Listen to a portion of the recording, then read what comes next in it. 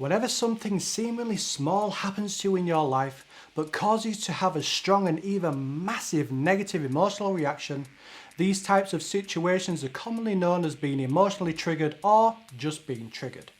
I think we all know what the term being triggered refers to, as I'm sure that you've had many times in your life where someone has said something to you which, when you look back at it now, you can see that it wasn't said with malice to make you feel bad, and maybe even that it was said innocently.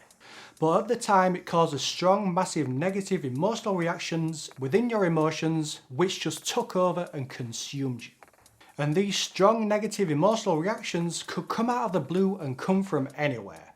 Be it something said in conversation, watching a personally difficult scene in a movie or TV show, or even watching stand-up comics telling jokes about some of the terrible things that happened to some of us during our childhood. In this video, we'll lift the lid on what it means to be triggered, and by the end of this video, we'll discover a completely new way to approach what it means when something small happens to us but causes us to feel terrible. This is Feel Extra Good. I think that the term being triggered has become a cliche. And for some people, being triggered has become their go-to sword and shield, allowing a triggering event to express their perceived entitlement, giving themselves permission to have a go at other people and even strangers, just because they think that they found a loophole in the system. That if you do something small but causes them to have a strong, bad, negative emotional reaction, this has become the reason for them to lash out and to make others feel bad, which we easily get drawn into as we too don't understand the internal process of what happens when we are emotionally triggered. So instead of us seeing a person who's having some kind of emotional episode making us know to move out of their way, we see somebody just attacking us. It doesn't really matter about the other people and their perceptions of being triggered. All that matters is that you understand the internal process of what's going on in your inner world whenever you experience a strong and horrible feelings from a seemingly small and even innocent event. And by the end of this video, we will understand the internal process at work, and we will come to embrace a new term whenever we have a strong emotional reaction that takes over us, caused by something that's small that happens in our lives, which we will call an external symptom. External meaning something that's happening outside ourselves, and symptom meaning something indicating the existence of something else. Just like a runny nose is the indication that you have a cold virus. How your emotional selves communicate to you by taking something small to mean so much more. Whenever you experience an external symptom, this means that your emotional self, the part of you that knows the most efficient and quickest way through your emotional pain, is using a small situation to give you a loud, neon, bright and painful emotion that you cannot ignore. So much so that when you first have an external symptom, your feelings of pain are so strong that it either begins to shut you down emotionally or make you want to emotionally explode. Your initial emotional reaction whenever you experience an external symptom. If you've recently experienced an external symptom, can you pinpoint the exact words that were said that caused you to feel so bad?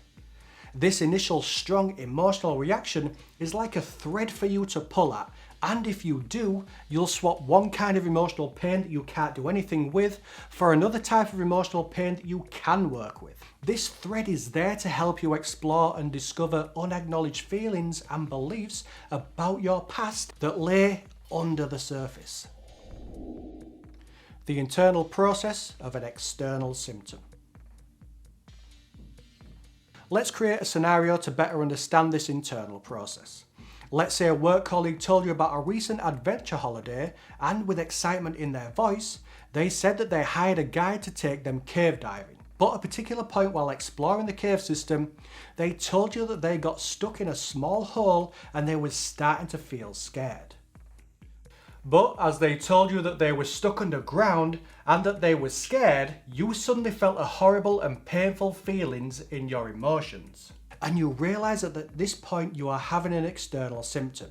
So you followed one of the escaping strategies set out in this video here to get you into a safer and more comfortable place.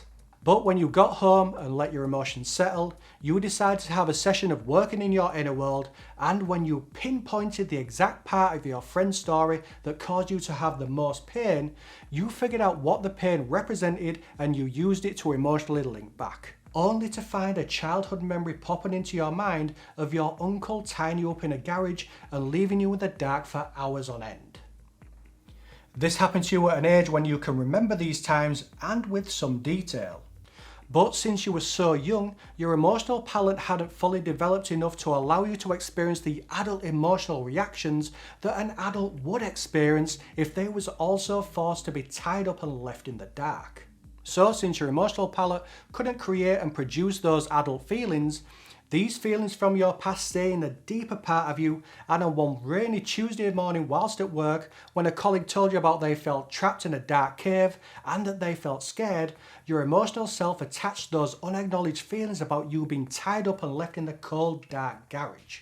But since your unacknowledged feelings about this event lay under the surface of your conscious thoughts and feelings, your external symptom is that you experience a huge emotional compound of feelings which actually represents what happened to you when you were tied up in the garage. And the reason why an external symptom feels so strong and so intense is because of what the indicating pain, the thread to pull at, actually represents. As it represents all those intense feelings of terror, fear and absolute white hot rage that came from that past event. It's not your fault.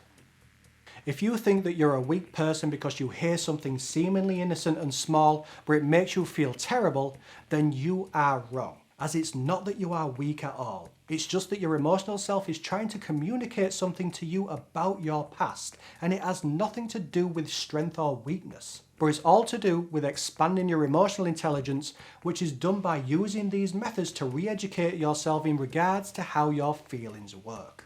If you think that you are being punished, either from God, a part of you, or even from past karma, then you are wrong. And the only person who can keep you in a state of feeling like you are being punished is you.